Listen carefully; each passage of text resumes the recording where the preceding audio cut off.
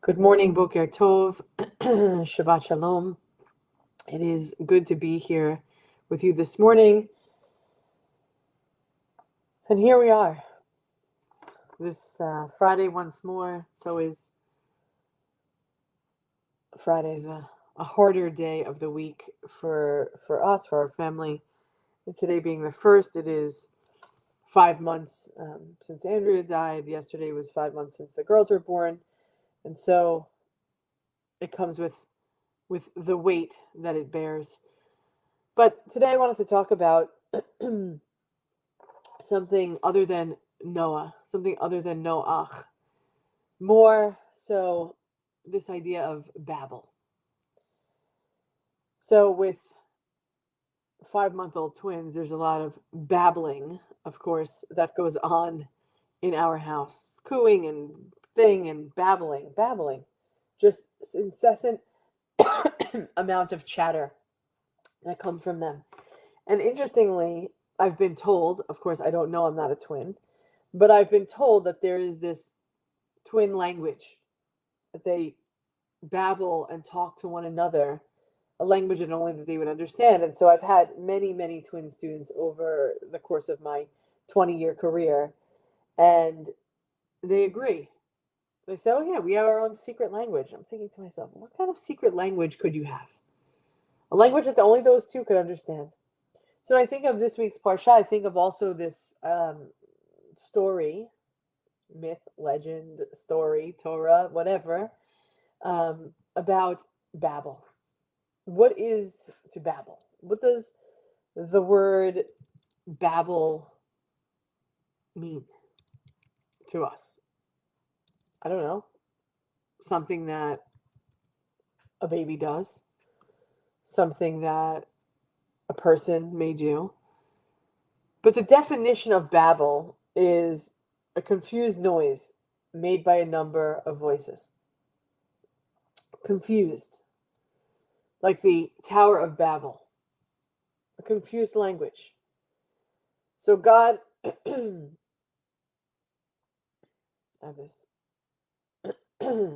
go. I think I got it.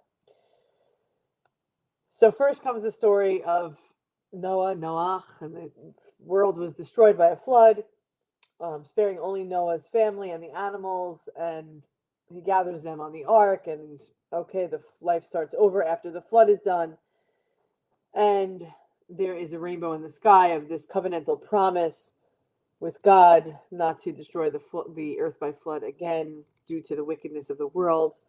There's certainly commentary and thoughts about that because the world is still being destroyed by floods and hurricanes, typhoons, and things. But fast forward a little bit further, and the people start to build a city and the Tower of Babel. God scatters the people and gives them different languages to speak. Why? Who knows why? We don't, but let's dive deeper. Let's try to explore this together. The whole, it is said, and the whole earth was of one language and one speech. And it came to pass, as they journeyed from the east, they found a plain in the land of Shinar, and settled there.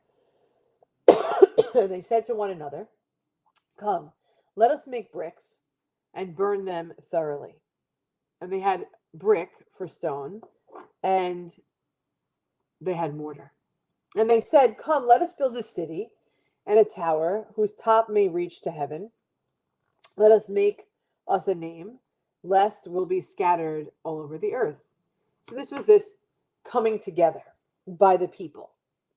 And God came down to look at the city and the tower that man had built, and God said, if as one people with one language for all, this is how they have begun to act, then nothing that they may propose to do will be out of their reach.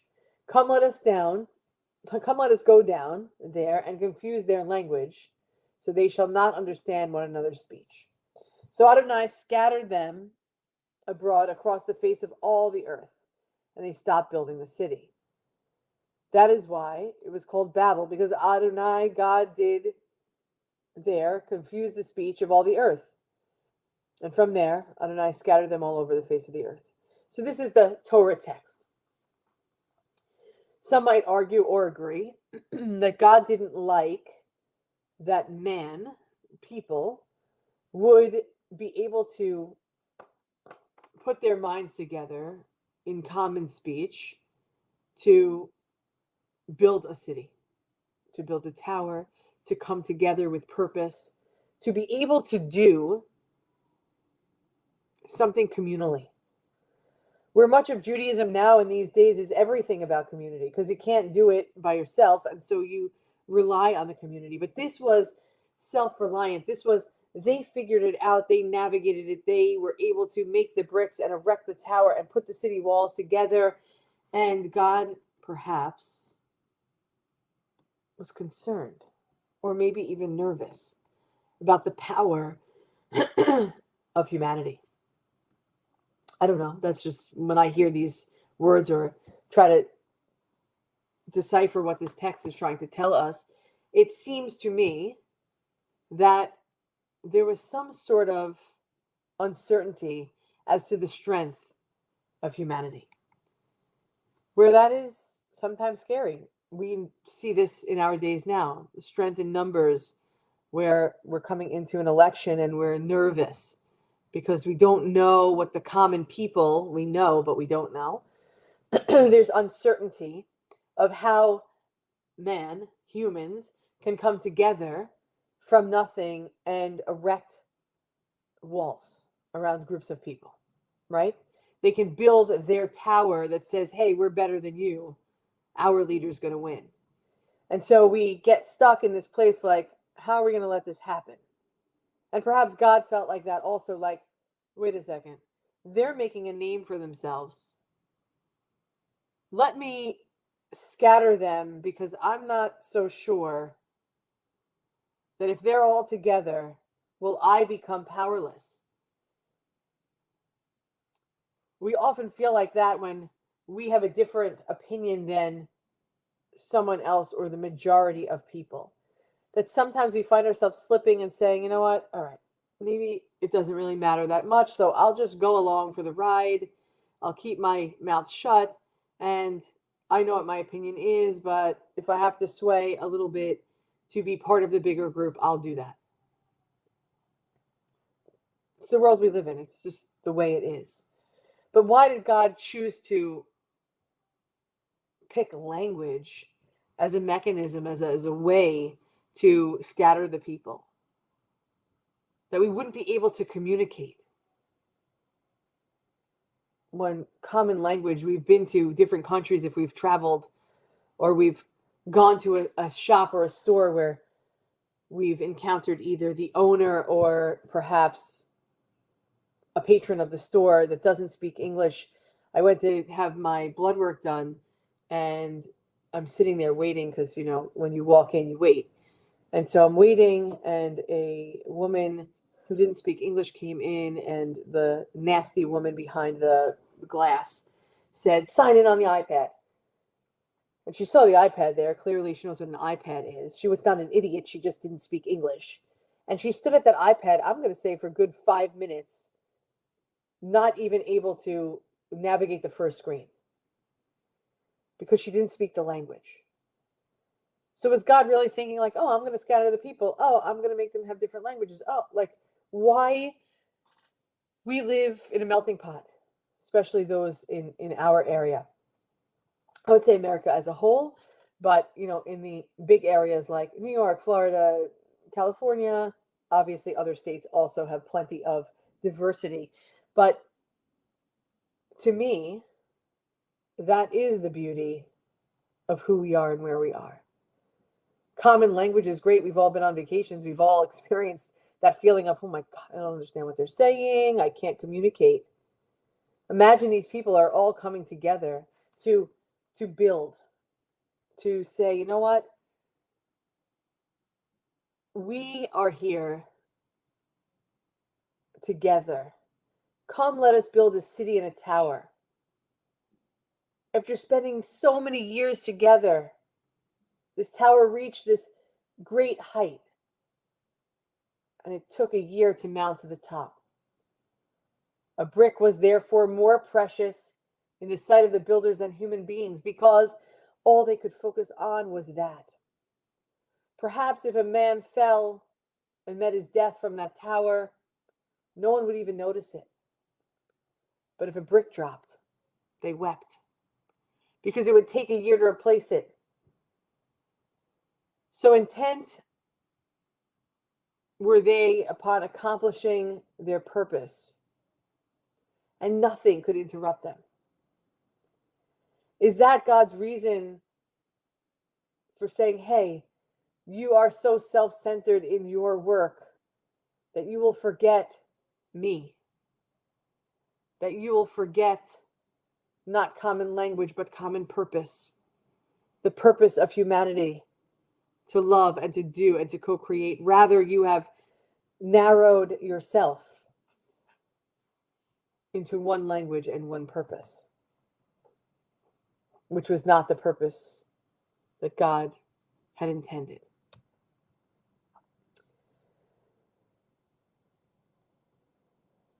Commentary, Midrash story tries to find reasons for why people building the Tower of Babel were at fault.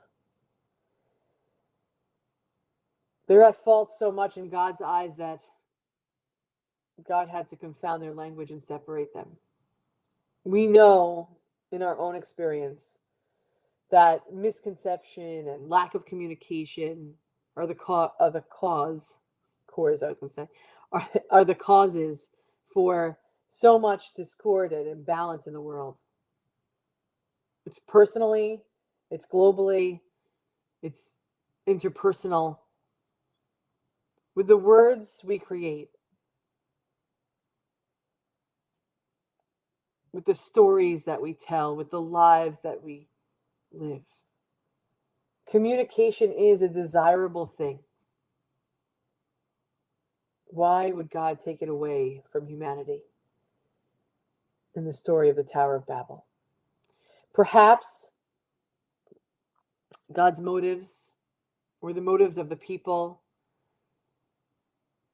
that informed this idea of communication were at fault. Who knows? With words we are creating. We are the builders of the towers that we are creating in the moment and in the moments going forward. But perhaps it had nothing to do with that.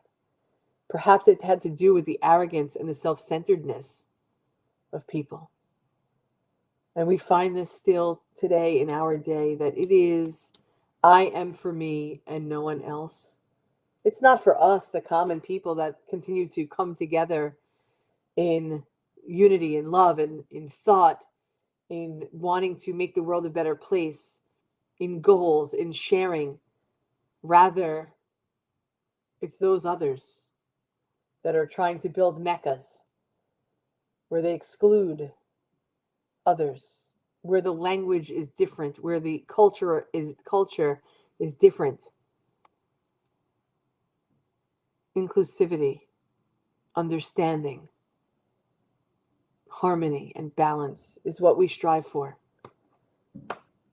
We are a synagogue without walls, and so too a community without walls. Rather, the thresholds are lowered and we say, come in for communication, and babbling is welcome here because we can all babble together. I'll listen to yours and you listen to mine. And together, we babble together in our own language, the language of love.